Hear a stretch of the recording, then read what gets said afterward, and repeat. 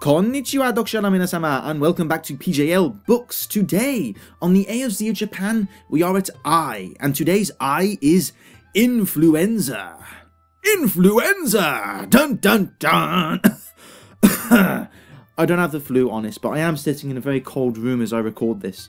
Anyway, yeah, influenza. Yeah, come on, play along. Picture influenza as the title for a low-budget horror B-movie, yeah? Complete with the stuttering black and white title flame. Influenza! It's coming to get you! And cheapo dun-dun-dun music, you know the kind. Because that's exactly how Japan reacts to the flu every single winter, like some kind of invisible Godzilla. So, right about now in Japan, so January, February time, it's the flu season. I remember this period all too well when I used to teach at schools. The second one student slouches off to the nurse's office and shows signs of influenza, not the flu, full name, influenza. Yes, it's so terrifying that it's referred to in full name here, like some kind of Voldemort, only the other way around. The school launches into quarantine siege mode.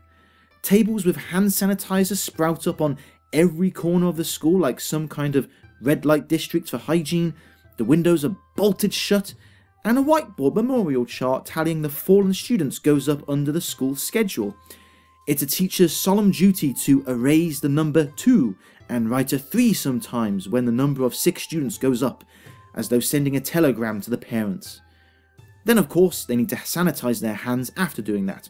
Dirty, dirty whiteboard marker. I can't speak for the other schools, but in our staff room, stoves are wheeled in. You see, Japan doesn't do radiators. If there was anything I could introduce to Japan, it would be a toss-up between radiators and dandelion and burdock drink. But stoves are the next best thing. They do the job reasonably well on keeping a room warm, I suppose, except that they can often befoul the staff room with the stench of oil. This, however, I can deal with. What I find hard to abide is how they top the stove with this great big hulking bowl of water boiling away at the top. This, combined with the lack of air circulation due to everything being shut, means that some 30 plus adults sit in a stew of each other's exhalations for several hours each day, which, ironically, is a recipe for catching the flu if ever there was one. That and the humidity makes me feel oddly giddy. Add to that the tea lady's well-intentioned serving up of hot lemon every half hour, and I even wonder if I'm already ill. But I don't mean to come across as though I know better by default, but I have to admit that I find the flu season in Japan fascinating. Not just in how it copes with the flu, but how it tries to prevent it. Everywhere you look, kids and adults alike, there are signs encouraging you to always wash your hands, gargle, and mask up. No doubt Japan works harder than any other nation to avoid falling ill, particularly when it comes to the flu.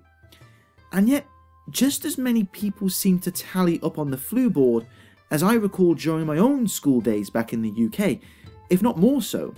It's surprisingly common for whole classes and yet entire schools to shut down because the flu has crippled their numbers so badly.